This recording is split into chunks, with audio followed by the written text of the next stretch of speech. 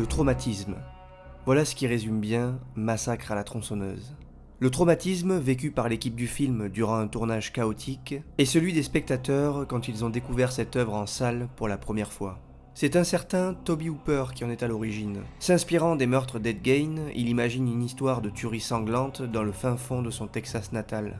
On lui donnera plus ou moins 140 000 $ pour réaliser son œuvre, et il lui faudra 6 semaines sous un soleil brûlant, parfumé de la chair animale de son décor, et porté par la folie réelle de ses comédiens pour accoucher du cauchemar ultime.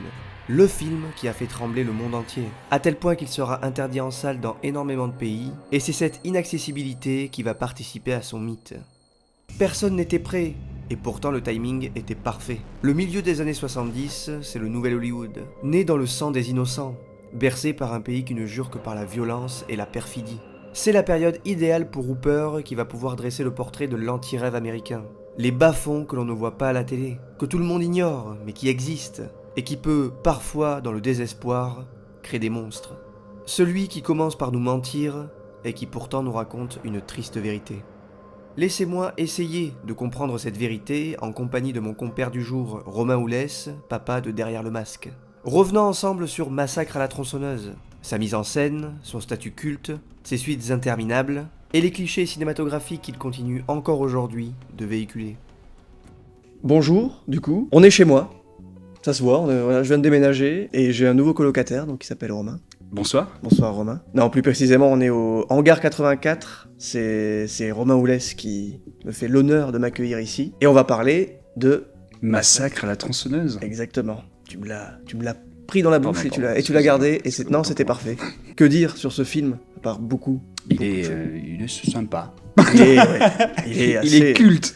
Il est ultra culte, et je sais qu'on a un rapport différent tous les deux à ce film-là, puisque moi je l'ai découvert très tard, et toi t'as grandi avec, je dirais. J'ai grandi avec, ouais. Je l'ai découvert, j'avais 10 ans, une dizaine d'années. Voilà. C'était un été chez mon oncle. Comment tu as fait pour regarder ça à 10 ans? Et bah c'est la période, je sais pas, Resident Evil, la PlayStation et tout, et tu sais, c'est les tontons un peu cool, tu sais, qui disent ouais, on va te montrer des trucs, machin, t'as pas le droit avec tes parents, mais avec moi... Du coup ils te montrent des films terrifiants, et tu l'as dans le cul, parce que tu fais des cauchemars la moitié de ta vie, quoi. C'est ça. Bah c'est vrai que moi pour le coup je l'ai découvert il y a 2 ans, il m'a beaucoup marqué, et je l'ai revu récemment, et il est toujours aussi marquant. Et c'est vrai qu'il y a beaucoup de choses déjà, rien que le début du film, cette espèce de son, tu sais, avec ces flashs. La respiration, voilà. Les bruits d'appareils photo qu'utilisaient les experts, les policiers, tu vois, sur les scènes de crime, etc. Avec la voix off, ouais. C'est vraiment cool. Du coup, est-ce que tu peux nous résumer ce film? Oui, bien sûr. Et bah, du coup, on suit... dans une petite ville du Texas, où vous avez une profanation de tombes, donc tu as des corps qui sont déterrés et empilés dans les cimetières. Et parallèlement à ce fait divers, tu as un frère et une sœur qui traversent le pays pour aller au Texas, pour aller se communier sur la tombe de leur grand-père, leurs grands-parents, et ils vont dormir dans la baraque de leurs grands-parents. Après avoir croisé un autostoppeur un peu chelou, tu vois, qui va se mutiler, leur dire que la vie va mal, les gens n'ont plus de travail, les abattoirs ça a fermé et tout, bon bref, le mec est complètement dingue, ils le laissent, donc ils abandonnent cet autostoppeur, et ils vont se réfugier dans leur maison de famille. Ils n'ont plus d'essence pour redémarrer leur voiture, donc le groupe se sépare, tu as des jeunes qui vont toquer à une ferme adjacente, et à la surprise générale, eh bien, dans la maison adjacente vit l'autostoppeur complètement fou, sa vie de déglingo, et le grand méchant, Leatherface, donc le tueur à la tronçonneuse, qui va pourchasser et tuer tous les jeunes. Et je dis pas la fin, pour ceux qui l'ont jamais vu. On va la dire la fin, attention. Donc, bon, d'accord. Mais on le dira... Ils meurent tous, sauf une. Voilà. Est-ce que c'est pas finalement le résumé La vie. Voilà, de la vie. J'allais dire du film d'horreur, mais effectivement, la vie. Ils meurent tous sauf une. On démarre du coup avec cet autostoppeur donc, et on se rend compte en fait que l'autostoppeur, il est un peu déglingué du casque, quoi. Mais il n'y a pas que ça, j'ai l'impression, dans son comportement. On sent qu'il y a plus que ça, on sent qu'il, justement, il parle du fait que sa famille travaillait en abattoir, et que justement aujourd'hui, avec les nouvelles technologies, en tout cas à l'époque, c'est ça. il y a eu du licenciement et donc ils se sont retrouvés sur le Massacre carreau. à la tronçonneuse, c'est très très politique. Alors du coup, on en reviendra peut-être après, tu vois. Mais aujourd'hui, on a une image de Massacre à la tronçonneuse et des films horrifiques, tu vois, avec une figure de l'épouvante. On a tendance à le classer en slasher. C'est pas le cas. C'est pas le cas. Pourtant, il répond à certains codes, mais on n'est pas encore dans cette démarche de la silhouette qui pourchasse des jeunes gens, tu vois. Là, dans Massacre à tronçonneuse, on est vraiment sur une communauté de personnes qui représentent une minorité d'Américains dans les années 70. Il faut savoir qu'en termes de politique, dans les années début 70 jusqu'à fin 70, l'Amérique, elle est dans une période noire. Donc t'as la guerre au Vietnam qui va se terminer, t'as Nixon avec le Watergate qui est en passation de pouvoir, donc là, il y a tout l'État, tout ce qui est politique, le peuple n'a plus confiance et ils sont un peu tous en roue libre. Et effectivement, tu as une industrialisation mécanique qui met à la porte des milliers de personnes parce que les usines deviennent automatiques. Et Massacre à tronçonneuse prend le parti, du coup, de mettre en avant cette famille d'anciens bouchers dans cet abattoir, du coup. Et ils se retrouvent du jour au lendemain sans travail, sans argent, avec une famille livrée à elle-même. On ne connaît pas la notion de temps, tu vois, on ne sait pas si c'est tout récent ou si ça date de des années, tu vois. Je pense que vu leur état et vu l'état de la maison, ça doit dater depuis un petit moment. Ouais. Mais on est vraiment voilà, sur une... Alors bien sûr, on caricature, tu vois, on grossit les traits, mais ouais, on est vraiment sur un drame social plus qu'un film d'horreur, tu vois. On n'est pas sur ce délire du slasher qui va tuer bête et méchant des jeunes gens, quoi. On le voit avec le grand méchant du film, qui au final est aussi peut-être une victime quelque part de tout ça, puisque c'est pas un tueur implacable qui va attirer les victimes, c'est plus, il va plus tomber dessus par hasard et il va limite être un peu énervé et décontenancé de tomber sur tous ces gens. C'est ça, mais on va dire qui est le vrai méchant, tu vois, est-ce que c'est vraiment Leatherface, donc tu connais son prénom? Non. C'est Booba, comme dans Forrest Gump, le copain de Forrest. Du coup, t'as Booba qui est complètement soumis à sa famille. Donc le vrai grand méchant, tu vois, ce serait le patriarche. Non, pardon, c'est son grand frère. C'est le grand frère. Ouais, c'est le grand frère. Donc du coup, c'est le grand frère qui gère toute la famille et qui pousse à bout Booba, Leatherface. Et tu verras que dès qu'il commet un crime, il y a toujours une scène où tu le vois ou être paniqué, genre mon Dieu, qu'est-ce que j'ai fait, ou t'as une sorte de... Dans son regard, comme un regret, tu sais. Par exemple, les premières scènes de crime, quand il va se lancer, t'as cette scène où il se tient la tête et tout dans la fenêtre en disant « Mais mon Dieu, mais qu'est-ce que je dois faire? Qu'est-ce que j'ai fait ?» En gros, le personnage, il ne fait que subir les événements, quoi. Il est jamais conscient ou maître de ses actes. Malgré tout, c'est aussi ce qui fait encore plus peur, je trouve. On n'est pas sur cet archétype du tueur indestructible. C'est ça. Tout à fait. Il se blesse et tout pendant le film. Et peut-être qu'il le sera, enfin il le sera même plus tard sur les films suivants. Mais là on est encore sur une figure un peu enfantine, entre guillemets. Mais malgré tout, voilà, quand on a ce premier groupe de jeunes, enfin le couple qui arrive et qui tombe sur lui comme ça, il y a quelque chose de super glaçant. Je me souviens que, surtout en fait, sur cette scène, je me souviens surtout de ce bruit de porte, tu sais. Ouais, bien sûr. Et le son qui en suit derrière, où il y a toute la symbolique de l'horreur en fait. Je trouve ça encore plus terrifiant que la fille derrière qui va suivre, qui va tomber sur toute la maison. Je suis d'accord. Je trouve encore plus terrifiant justement le fait de pas savoir. On a ce décor arrière, on ne sait pas trop ce qu'il y a là, il ferme la porte. Et là c'est notre imaginaire qui vient. C'est ça. Après c'est vrai que pour le coup, le meurtre de la fille, accroché à ce piqué de boucher, ouais. C'est une horreur parce que là tu ressens la douleur à travers elle. Et t'as vu, c'est pas gore, hein. On pourrait imaginer, tu vois, qu'ils auraient pu en faire des tonnes et des tonnes. C'est ça. Et Toby Hooper voulait vraiment quelque chose de très réaliste. Donc tout est subtil, tu vois, même le coup de marteau, pas de sang, c'est juste des tremblements. Ouais, et c'est le ça. Corps meurt. Il y a des petites gouttes sur lui de sang, mais c'est pas. On n'est jamais dans ouais. l'excès, ouais. Voilà. Et là, tu vois, c'est marrant que tu parles de tout ça, parce que Toby Hooper, en gros, avec ce film aussi, il veut casser un code dans l'imaginaire collectif, qui est le rêve américain, tu vois. Les gens des grandes villes idolâtrent, tu vois, ce truc de rêve américain, c'est le pays de la réussite, et le fait de pas mettre de musique, de tout jouer sur les ambiances sonores, parce que t'as pas de musique. En gros, ils avaient pas assez de budget pour ça, et tu dois avoir 3 sons qui se baladent dans le film, mais en gros, tout côté, tu vois, les grincements, les bruits de cochons, la tronçonneuse, aussi la tronçonneuse, c'est la musique du film, tu vois, les hurlements, etc. Et en gros, tout ça, et l'esprit, tu vois, la crasse, tu vois, le fait que l'image elle soit sale, que la maison elle soit sans dessus-dessous, etc. En gros, on vient briser cette idée toute conçue de la maison américaine trop jolie avec sa petite famille, un peu maison dans la petite prairie, tu vois. Et on brise les codes, et là on dit, oh non, ça c'est pas vrai, ça c'est vrai. En gros, là, ils voulaient mettre en avant cette Amérique qui existe et qui est pas aussi belle qu'on aimerait le croire, quoi. Ouais, bah surtout si tu regardes bien, effectivement, la maison du tueur est beaucoup plus accueillante que la maison où il compte passer la nuit à la base, tu vois. C'est une ruine. Ouais, limite, tu te dis, mais qui dort là? Ouais, c'est sûr. Un hôtel, tu vois. Mais même, tu vois, la logique des jeunes, c'est pour ça que moi je suis pas d'accord quand on parle de slasher movie, parce que les jeunes en général dans les slasher movies, ils ont un peu ce côté ado con, tu vois, ils font des choses sans queue ni tête. Ouais. Et même, j'allais dire, tout le film, ah putain, ça aussi c'est intéressant, c'est une autre, tu vois, c'est un autre prisme de lecture. Une critique qui revient souvent, c'est que le défaut du film, ce sont ses acteurs et les dialogues. Et en gros, effectivement, les dialogues, ils ne font que dire ah ben où est-ce qu'on va se baigner, ah ben où est-ce qu'on va jouer aux jeux d'échecs, et machin et tout. Donc on s'en fout, tu vois, de tout ça. Mais en gros, ces dialogues qui paraissent anodins, et ben c'est tout le croustillant du film, quoi. T'as des gens qui pensent à se dire où est-ce qu'on va se baigner, pendant que t'en as d'autres qui disent qu'est-ce qu'on va manger, on n'a pas d'argent, on va devoir tuer des gens. Donc en gros, tu vois un côté un peu naïf face au côté détruit, quoi, où là il n'y a plus de raison, il y a que de la folie et du meurtre, quoi.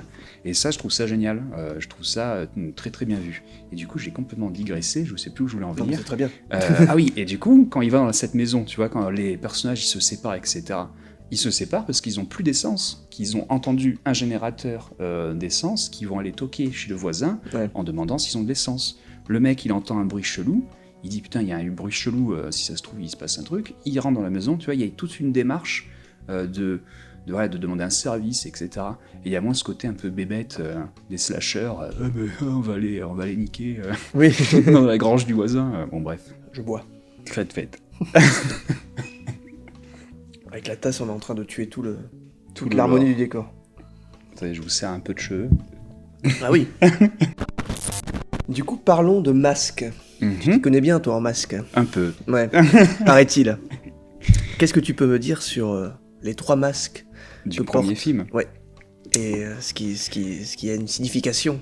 Alors, Toby Hooper te dirait que lors de la conception du film, derrière le masque, il n'y a personne. En gros, il part du principe que Leatherface n'existe qu'à travers ses masques. Donc il n'a pas de personnalité, et grâce au visage de ses victimes, il arrive à être qui il veut. Et on remarquera que dans le film, donc, du coup, il a 3 entités. Donc il y a ce qu'on appelle l'original, donc c'est celui qui tue le garçon Kurt au tout début du film, donc la tête de boucher. Ensuite, il y a un deuxième masque qui est très très furtif, donc ce qu'on appelle la Lady... Old Lady, donc la vieille dame. Donc là, on est sur une sorte de mère de substitution, donc qui prépare à manger pour toute la famille. Donc là, on est vraiment sur une démarche de je remplace la figure maternelle au sein de la famille. Et la troisième figure, c'est la Pretty Woman. Donc c'est le visage de femme toute jolie, toute maquillée, donc qui arrive dans le dernier chapitre du film. Mais on remarquera que dès que Leatherface porte un de ses masques, il se comporte différemment, comme si le masque influencer son psyché. On a l'original, on est sur un personnage qui est ultra confus, tu vois, même dans ses mouvements. Tout à l'heure, tu parlais en off de quand il casse sa porte. Tu vois, il n'y a aucune logique, tu vois. Il subit, il fait que tuer, c'est une machine à tuer, tu vois. On est vraiment dans une logique de je prends un marteau, je prends une tronçonneuse, et mon seul but, c'est de tout détruire. Après, on a la Old Lady. Donc là, il y a une scène où tu as le grand frère qui la malmène en disant mais enfin, qu'est-ce que tu fais? Refais à manger, tu sers à rien, etc. Donc là, c'est un personnage soumis, tu vois. Et ça, tu vois, ça se ressent même dans le jeu du comédien, de Gunnar Hansen. Tu vois, il est tout voûté, etc. Et ensuite, on a la Pretty Woman. Et là, on a un changement d'axe de jeu, où là, tout d'un coup, il est bien droit, toujours un peu hésitant. On parle d'une personne qui est déviante quand même. Mais on sent que cette femme bien maquillée, etc., et ben c'est la personnalité qui lui convient le mieux, tu vois. On a vraiment une personne qui est sûre d'elle, tu vois, qui est forte, si on doit du coup la prendre au féminin. Et même sur la danse finale, tu vois, la dernière poursuite, donc il tombe, il se prend un coup de tronçonneuse, etc., il se relève. Ensuite, tu as cette danse au crépuscule où tu as tout, quoi, c'est magnifique, tu vois. Ouais. Et du coup, ouais, chaque masque influe sur le psyché du personnage. Après, c'est à toi de faire, tu vois, tes propres analyses, tes propres fantasmes, tu vois. Moi, je trouve que, tu vois, politiquement parlant, le film, il s'inscrit dans une logique assez intemporelle, tu vois.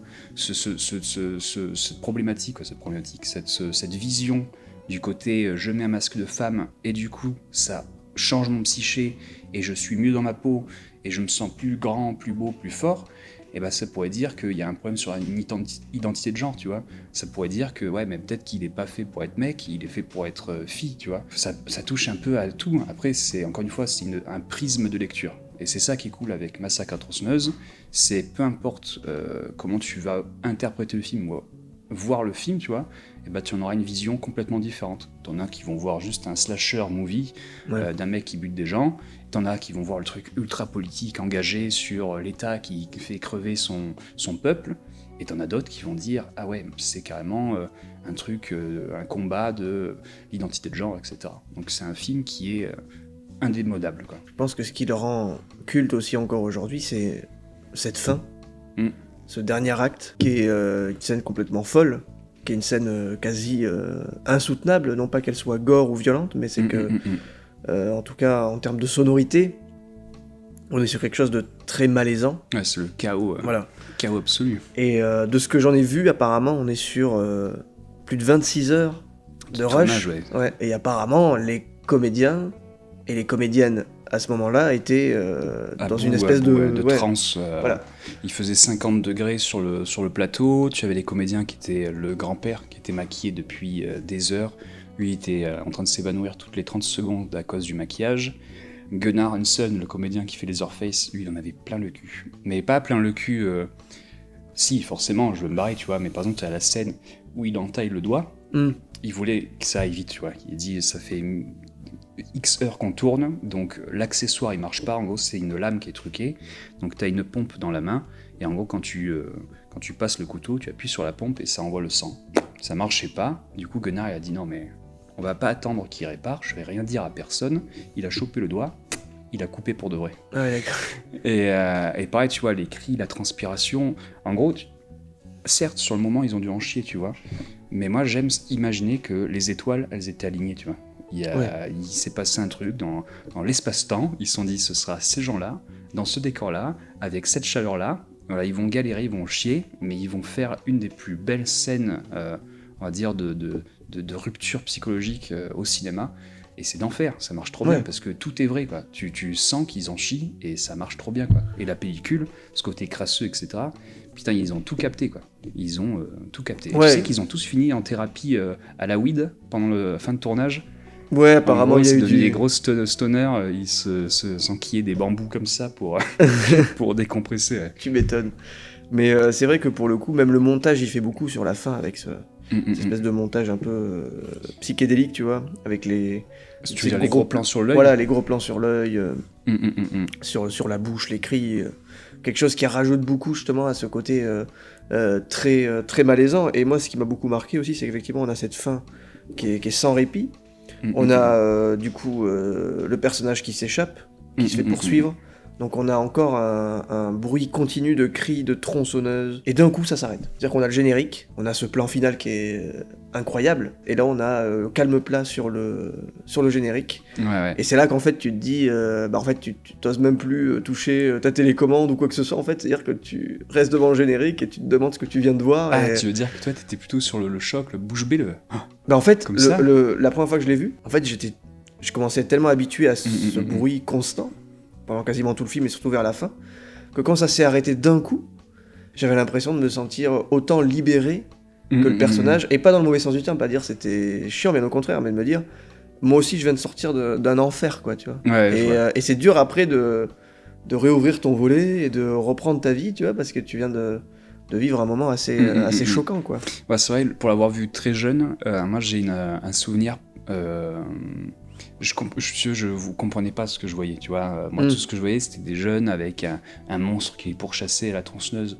Donc du coup, moi, ce film, il m'a accompagné, et c'est en grandissant Et là, voilà, grâce aux études, etc., tu arrives à cultiver ton savoir, etc.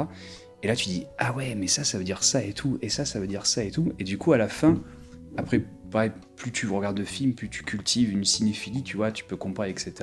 Et quand ça monte, il y a les cris, il y a les courses-poursuites, le dîner et tout. Ouais. En gros, j'aime bien comparer ça à une montagne russe, tu vois. Ça arrête pas de monter, de descendre, t'as des calmes, des machins, et ça. Et quand tout s'arrête, tu sais, t'as cette euphorie de... Et du coup, tu dis, je sais pas si j'ai envie que ça continue, ou si je veux plus y aller, parce que mes jambes, elles tremblent, ou quoi. Il y a vraiment ce côté...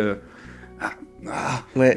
Punaise, qu'est-ce que je viens de faire, c'était horrible, mais en même temps c'était génial, et c'est toute la force de Massacre à la tronçonneuse, tu vois. Ouais, complètement. Puis c'est vrai qu'il a cette réputation qui est assez... on est sur un cliché de film gore, de film violent visuellement. Et il est violent visuellement, évidemment, mais il n'est pas gore. Non. Et, mais en même temps, disons, tout ce qui entoure le film s'y prête, quoi. Le titre, l'image du personnage. Massacre à la tronçonneuse.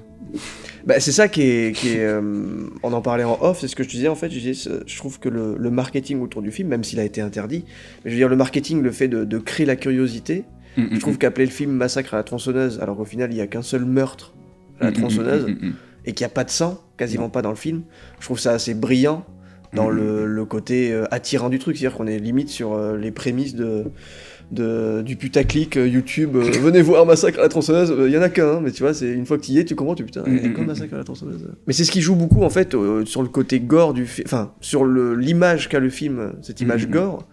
C'est Massacre à la tronçonneuse. Forcément, si tu n'as jamais vu le film et que tu vas voir un film qui s'appelle Massacre à la tronçonneuse, tu te doutes bien qu'une tronçonneuse, visuellement, ça va pas être très joli, quoi. Ouais, bien alors sûr. qu'au final, si tu compares ça aux suites, et on va y venir sur les suites, on est sur quelque chose d'assez clean, même si à la base, de ce que j'en ai lu, c'était pas forcément clean, et que le réalisateur a voulu rendre ça clean pour qu'il soit classé sur moins de 13 ans. Et en fait, finalement... un chèque cuisant. Voilà, oui, parce qu'il a été interdit partout, et il a fallu attendre 20 ans dans certains pays pour pouvoir le voir au cinéma. Et en France, il est sorti en 82, donc ça fait presque 10 ans après la sortie américaine. Puis même le DVD, enfin le support physique, que ce soit la cassette est sortie très tôt, mais le DVD, il a fallu attendre longtemps.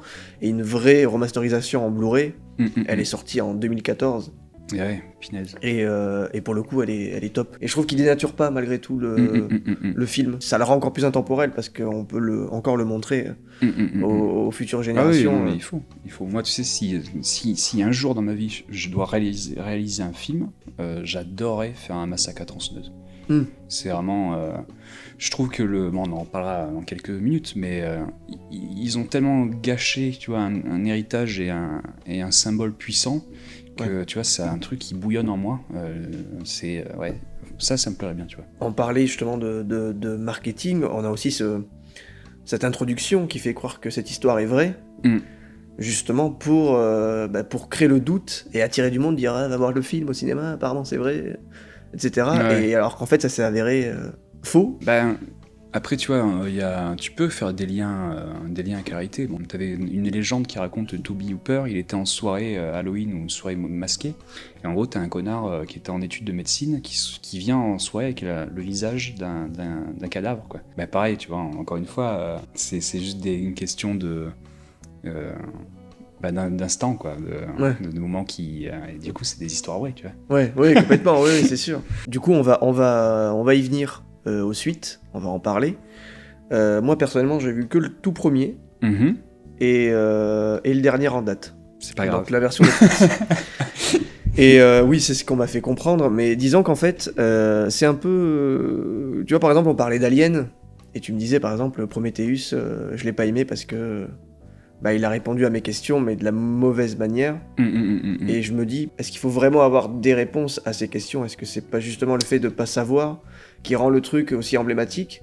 Et je me dis, Massacre à la tronçonneuse, parce que là, apparemment, il y a eu des suites, des préquels, donc on raconte l'histoire de Leatherface quand il est petit. Le préquel est très intéressant, de 2017. Ouais. En termes d'esthétique, ils ont compris, tu vois, ils ont compris les codes Massacre à la tronçonneuse, etc. Mais pareil, moi j'ai eu cet effet un peu... Prometheus, tu vois, on me donnait des réponses et c'était pas celle que j'attendais, tu vois. Ouais. Enfin, moi, c'est ce que je me dis, en tout cas, tu vois, par exemple, je te parlais de la fin du film, qui s'arrête comme ça, et j'ai l'impression que Massacre à la tronçonneuse, le premier, on est sur un morceau de vie, tu vois, de quelques personnages, ça dure, 24 heures, même pas. Et j'ai l'impression que c'est ça qui est efficace, en fait, dans cette histoire, c'est qu'on sait pas d'où ils viennent, Ouais. on sait pas exactement où ils vont, et quand ça se termine, on sait pas ce qui va se passer ensuite. Et c'est ce qui rend tout le truc très intéressant, parce que en fait, on a pris ce morceau de vie, on l'a vécu, et ça s'arrête là. Et j'ai pas personnellement besoin de savoir ce qui s'est passé avant, comment il est devenu comme ça, et ce qui se passera après, puisque je trouve que cet extrait-là, ce morceau-là, se suffit à lui-même, tu vois.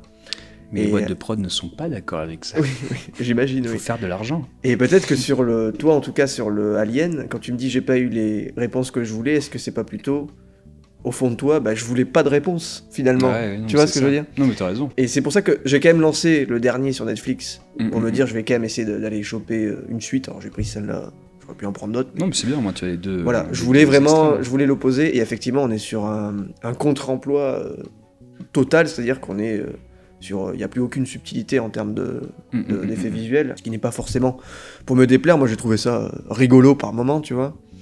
Mais à l'inverse, tous ces personnages qu'on a quittés, où on sait pas forcément ce qu'ils deviennent, et ce qui offre tout toute la saveur. Hein. Voilà, toute la saveur des personnages. Ben là, par exemple, on a le personnage féminin qui a survécu, j'ai oublié son nom. Sally, où on sait ce qu'elle devient, donc elle devient un ranger, et puis elle va essayer de se venger, tout ça pour se faire, spoiler, trucider en 5 minutes. On a du coup Booba. On se rend compte qu'il a retrouvé une figure maternelle, ce qui est pas forcément déplaisant, de manière dont c'est raconté. En plus, il récupère son visage, donc il y a quand même une symbolique. Même les jeunes, même si je trouve que pour le coup, la jeunesse dans le film, là où dans le premier elle est comprise, ici j'ai l'impression qu'elle est juste caricaturée et pas respectée en fait. Je trouve que c'était trop cliché pour vraiment y croire, quoi. Les mecs en Tesla, tout ça. Le dernier Massacre à la tronçonneuse, en gros, on est sur une problématique. Deux problématiques. On a un respect de la mythologie du premier qui est, on va dire, effleuré, tu vois. Ils ont compris la mythologie, Leatherface proche de sa famille, etc.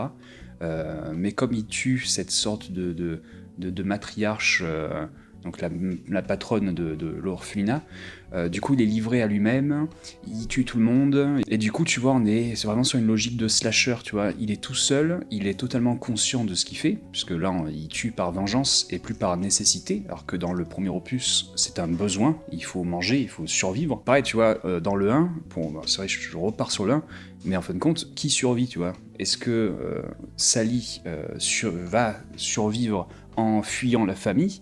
Et à contrario, tu vois, la famille, elle survit en tuant les gens, tu vois. Alors c'est horrible, tu vois, c'est conceptuel, mais elle mange, elle se nourrit, tu vois, elle vit grâce à leur meurtre, tu vois. Donc c'est une question de survie pour les deux côtés, tu vois. Ouais. Alors que dans ce dernier opus, on est sur vraiment c'est décomplexé, quoi. C'est-à-dire, ok, on s'est débarrassé de la famille, maintenant on a un boogeyman, on a une silhouette horrifique, il va pouvoir se faire plaisir et tuer plein de gens. Et le truc, c'est que, comme tu disais, donc, pour reprendre tes termes, de la caricature, on est en plein dedans. On est vraiment dans cette caricature, la jeunesse Internet. Et ils sont pas attachants, ils sont pas marquants ces acteurs, tu vois. Alors que quand on parle des premiers opus, le 3, il y avait Viggo Mortensen, tu vois. À l'époque, il était pas connu, mais il avait une gueule. Dans le 4, il y avait Zoé... Journal, tu mettras sa photo. Zoé, voilà. Il y avait Matthew McConaughey, tu vois, et c'est des gueules. Et là, sur le dernier, on n'a pas ce casting. On a envie de suivre l'aventure de ces jeunes et dire j'ai trop envie qu'ils survivent lui parce que je m'y suis attaché. Non, il n'y a pas, quoi. En tout cas, c'est mon ressenti, tu vois. Pour le coup, moi, le meurtre le plus marquant, c'est sans doute le moins violent, c'est le premier. C'est-à-dire la blonde dans la voiture de flic, où il y a un vrai truc qui se passe avant ça, tu vois, il y a un vrai suspense, et c'est pas forcément gore, tu vois. Ouais, tout à fait. Mais là, on est... là, pour le coup, j'avais un peu d'empathie, puisque la fille essaie de survivre, elle essaie d'être maligne, tu vois, de faire la morte, etc. Et c'est la seule qui a essayé un petit peu d'avoir de la jugeote, et les autres se font complètement transpercer de tous les côtés. Tu as vu le traitement de Leatherface, maintenant il devient intuable. Il se prend des coups de fusil, des coups de tronçonneuse et tout, et le mec il marche toujours, quoi. Ça devient une sorte de de Michael Myers. Je pense que le réalisateur, il voulait faire un Halloween, qu'il a pas réussi. Ouais, Et du coup, il s'est dit, ouais, toutes mes idées, je vais les mettre dans Massacre à la tronçonneuse. ouais, Ouais, mais le truc, c'est pas ce qu'on veut, quoi. Faire revenir Sally, comme tu disais. ouais. Donc, en sorte de flic super badass qui arrive, qui se fait démonter en 2 minutes, et encore, je suis gentil, ça a aucun sens. Tu vois, sur Halloween, ce qu'on disait tout à l'heure, on comprend l'hommage, tu vois, c'est Jamie Lee Curtis qui reprend son rôle, qui va affronter Michael Myers, qui va mettre fin à un mythe, tu vois, en une nouvelle saga. Là, tu fais revenir le personnage de Sally, qui est interprété par une autre comédienne, parce qu'elle est morte, tu vois, Marine Burns. Donc du coup, ça perd tout intérêt, tu vois, c'est même pas la vraie comédienne. Tu la fais venir, ça détruit complètement la mythologie, parce que tu fais mourir l'héroïne du 1, tu vois. Donc ouais, c'est un raté de bout en bout. Et après, par contre, la DA est chouette. Mais ça, j'ai envie de dire, c'est toutes les productions Netflix, tu vois. On fait de jolies bandes annonces, on met de super chefs opérateurs qui vont trouver le plan, tu vois. Mais t'en penses quoi, toi, du coup, de toutes ces suites, tout ce qu'a suivi l'histoire de ce personnage, cet univers, et est-ce qu'il y en a que tu conseilles ou pas? Ouais, il y en a que je conseille. C'est vrai, tu vois, pour bien comprendre le gâchis, c'est vrai que je recommande de voir les 9 films, tu vois, mine de rien. Mais bon, c'est 9 films de souffrance. Ouais. Il faut savoir que le premier film, donc sans l'inflation, on était sur un film qui a coûté 150 000 $ et qui a rapporté à la longue, tu vois, 32 millions. Donc c'est de la fouille, tu vois. Donc les prods, tu parles. Dès qu'on peut faire du fric, on fait du fric. Donc le 2, la Canon, Tony B. Hooper, il avait signé avec la Canon, il a fait 3 films, c'est Les Envahisseurs viennent de Mars, donc c'est un film avec un petit garçon, avec des extraterrestres qui arrivent, qui foutent le dawa. Il a fait Life Force en 85, donc c'est Mathilde Amé, c'est une vampire de l'espace, et elle fout le bordel à Londres, il y a des zombies, des vampires, bon, bref, c'est génial. Et du coup, il y a eu Massacre à la tronçonneuse 2, et là, Toby Hooper, c'était un mélange de « je te laisse faire ce que tu veux, mais en même temps, je te mets 2-3 petites bâtons dans les roues pour pouvoir faire encore des suites ». Et en gros, Toby Hooper, il s'est fait plaisir, tu vois. Il a dit « très bien, du coup, moi, je vais faire un film, je vais faire un cartoon ». Et du coup, le 2, il y a un gouffre qui sépare les deux œuvres.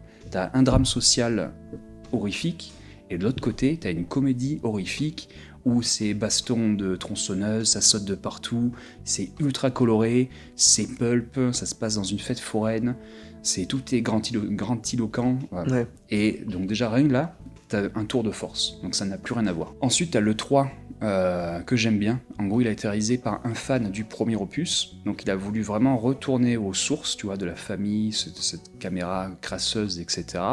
Pareil, production est venue dans le truc en disant il faut rajouter ce côté un peu plus slasher, comme un Jason ou un Freddy. Le film est sorti en 90, le 3. Ouais. Donc là, on était vraiment sur une... Tu vois, en 90, t'avais déjà les prods chez les voisins qui se demandaient déjà comment on allait faire Vendredi 13 versus Freddy. Ouais. Et ils se demandaient même comment on allait faire Vendredi 13 versus Freddy versus H Evil Dead, tu vois. Ouais. Donc ils étaient vraiment dans un délire de on va faire plein de suites, on va faire des crosseurs, machin. On veut quelque chose de flashy, tu vois. Rien que la bande-annonce de Leatherface, donc du Massacre à tronçonneuse 3, ils ont fait une sorte de bande-annonce arthurienne où t'as Leatherface qui est au bord d'un lac et tout, t'as la main de la dame du lac qui sort avec une tronçonneuse toute argentée et tout, qui lance et tout. Donc on est vraiment dans un délire, on va faire un truc qui claque, tu vois. Et à côté de ça, t'as un réalisateur qui dit ouais mais vous savez, Leatherface ça claque pas, quoi, c'est un truc, c'est un drame social et tout. Et en gros, le pauvre type, tu parles, ça fait non, mais toi, ta gueule avec ton drame social. Et donc, du coup, t'as un film qui est vraiment le cul entre les deux chaises. Et ensuite, t'as le 4. Et le 4, c'est pour moi une catastrophe. Alors, il y a si tu veux, t'as des fulgurances, notamment sur le traitement. Bon, il est insupportable, Leatherface, il fait que hurler pendant tout le film. Mais là, pour en revenir à ce qu'on disait au tout début sur la question de l'identité de genre et tout, là, ils ont poussé le vice, tu vois. Et quand tu vois le 4, tu te dis, ok, donc là, il y a plus de doute, tu vois, possible, il y a vraiment une recherche de l'identité. Mais c'est le seul truc bien du film. Et ensuite, on arrive au début des années 2000, et là, t'as les deux remakes, le 1 produit par Michael Bay, et celui-là, il est top. Donc là, s'il faut en voir un, c'est bien celui-là. Donc il y a le 74, c'est un chef-d'œuvre, et le 1 du remake, donc celui de 2000, des années 2000. En gros, le réalisateur est parti dans une logique je peux pas faire mieux, que le 1. Donc je vais récupérer certains éléments qui fonctionnent, je vais prendre une base et je vais resculpter le tout. Donc nouveau packaging, donc nouveau visuel, nouvelle direction artistique. Le grand frère, je vais mettre mon attention sur le grand frère et le Leatherface, il restera un outil de meurtre, donc c'est un à côté, tu vois. Et je vais me concentrer sur ce frangin, je vais en faire un flic ripou, complètement timbré, qui est horrible, et ça marche trop bien. En gros, durant tout le film, tu te dis, je veux voir le flic tout le long, quoi. Je veux en voir plus. Et le truc, c'est que t'as toute la fanbase de Massacre à la tronçonneuse qui dit, c'est génial, on veut en voir plus du flic, on veut en voir plus. Et donc là, la prod, elle est arrivée, elle fait, bon ok, on voulait pas faire de suite, étant donné qu'on a tué tout le monde, on l'a dans le cul. Ouais. Du coup, on va faire un préquel, Ouais. puisqu'ils sont pas morts avant. Et donc du coup, comme ils aiment bien le policier, on va faire le début du policier qui devient méchant, comment il devient flic et tout, et c'est une catastrophe. Ouais. En gros, là tu vois la machine à fric. En gros, tout ce qui faisait la subtilité et la démence du préquel, ça devient une sorte de caricature, de gimmick. Et après, t'arrives en 2014, si je ne m'abuse, avec le Massacre à la tronçonneuse 3D. En gros, ils veulent faire une suite directe du premier film. Donc ça veut dire qu'il faut oublier le 2, il faut oublier le 3, il faut oublier le 4. Les remakes, on les oublie. Donc du coup, on fait une suite, et c'est nul, c'est vraiment nul. Le seul truc intéressant, le seul coup de génie du film, c'est qu'à la fin du film de 74, en gros, à la fin, t'as un chauffeur, t'as un poids lourd qui s'arrête, qui a failli écraser Sally avant qu'elle s'enfuit, et t'as le chauffeur poids lourd avec son t-shirt jaune, tu sais pas trop ce qu'il devient, tu vois, tu le vois courir, je crois, un peu, et en gros, dans la fausse suite de 74, en gros, au fond de la cave, tu vois un mec pendu avec le t-shirt jaune, il est habillé comme le conducteur. Ah d'accord, ok. C'est le seul truc bien que j'ai trouvé dans le film. Donc, pour te dire, c'est vraiment qu'il n'y a rien à sauver, quoi. Ouais. Donc celui-là, il est totalement dispensable. Lui, je l'aime pas du tout. Ensuite, il y a le fameux remake dont on parlait tout à l'heure. Le préquel, pardon, qu'on parlait tout à l'heure. Intéressant, pareil, ça répond à des questions qu'on voulait pas, donc c'est un fait un peu pétard mouillé, mais je le recommande quand même. Et après tu as du coup l'affreux de 2022, celui qui vient de sortir. Si je dois résumer en 3 films, il faut voir le 1, 74, le remake de 2001-2002 je crois, et le 3 que j'aime beaucoup. Ok. Voilà, désolé si j'étais un peu long, je suis passionné, vous comprenez. Non mais c'est très bien, et puis c'est rigolo parce que j'ai l'impression qu'il y a... C'est courant, ce genre de film, tu vois, on a le même principe sur les Freddy, on a le même principe sur les Halloween, on a le même principe sur les Vendredi 13, et c'est assez fascinant, toute cette espèce de horreur cinématique univers où des fois ils se rencontrent, ils se bastonnent. Ah ouais, carrément. Là, tu l'as vu le Freddy versus Jason ? Ouais, c'est cool. Après, tu vois, c'est un... finalement, on pourrait partir sur notre émission. Mais c'est des films que j'ai vus ado, même je crois que je l'ai vu au cinéma. Et tu vois, je trouvais ça trop bien. Et en fin de compte, en vieillissant, j'ai un côté de j'en ai marre. Autant Freddy contre Jason, non, c'est un film de mon adolescence. Du coup, j'arrive à le voir avec de l'affection, tu vois. Mais autant voir un film d'aujourd'hui, ça me fait plus le même effet, tu vois. Puisque c'est des trucs, j'ai l'impression que j'ai déjà vu 1000 fois, quoi. Du coup, voilà. Tu vois, par exemple, le dernier Jeepers Creepers qui doit sortir là, j'ai vu la bande-annonce et j'étais avec François et on regardait le truc et genre moi j'ai regardé le machin et je lui fais allez, je dis dans 3 secondes il pète le mur et il la chope par derrière. 3 secondes plus tard le mur se pète et il s'en fout, tu vois, c'est la vie. Comme tu dis, c'est l'argent. L'argent. Cash is king. Qu'est-ce que la passion quand on a l'argent ? C'est ça, exactement. Merci beaucoup. De rien, avec grand plaisir. De m'avoir accompagné, de m'avoir prêté ton décor. Et j'aimerais conclure cette vidéo encore avec toi. Oui. Parce que j'aimerais que tu me parles un peu de ce que tu fais, toi, sur YouTube. Moi, sur ma chaîne, je vulgarise les effets spéciaux. Alors, toi qui, en plus, tu me suis depuis un petit moment. En gros, l'émission Derrière le masque, c'est mon format principal, il a vachement évolué. Avant, c'était, je vulgarisais les effets spéciaux dans les films, tu vois, je prenais donc les effets spéciaux pratiques, les maquillages, marionnettes, et en gros, j'expliquais comment ça fonctionnait. Et à vrai dire, plus les émissions ont passé, plus je suis parti sur un principe que les effets spéciaux sont une démarche artistique, donc un langage artistique, et pas qu'un outil audiovisuel. Et donc du coup, c'est parti plus sur une sorte de philosophon avec les effets spéciaux, tu vois. Ouais. Donc toujours sur une base de vulgarisation, tu vois, mais voir au-delà des câbles et du latex, tu vois. Sur qu'est-ce que ça pourrait représenter dans un imaginaire collectif, qu'est-ce que ça a apporté pour le comédien et les acteurs.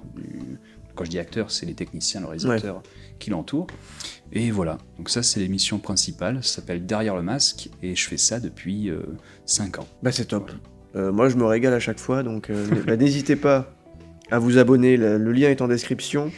Merci beaucoup. Et faut faire péter les stats, hein, parce que c'est... Moi quand il C'est m'a gentil. dit, quand je vois les vues, de toute façon, ça me révolte. On en avait déjà parlé quand on était sur Avignon, ça m'avait révolté, j'étais tout seul, j'avais l'air con, mais j'étais révolté. Si vous devez en voir qu'une seule vidéo, ce serait celle de Massacre à la tronçonneuse, justement, et celle de Hellboy, et celle de... Je mets tout en description, vous allez voir toutes ces vidéos, vous allez vous abonner, et c'est top, moi je trouve ça brillant, donc bravo pour Merci ce travail, beaucoup. c'est magnifique. Et puis voilà, on va se quitter sur ça, encore Merci beaucoup. infiniment pour ton invitation, Merci à toi. et joyeux Halloween. Oui, joyeux Halloween, exactement. Ciao. Salut.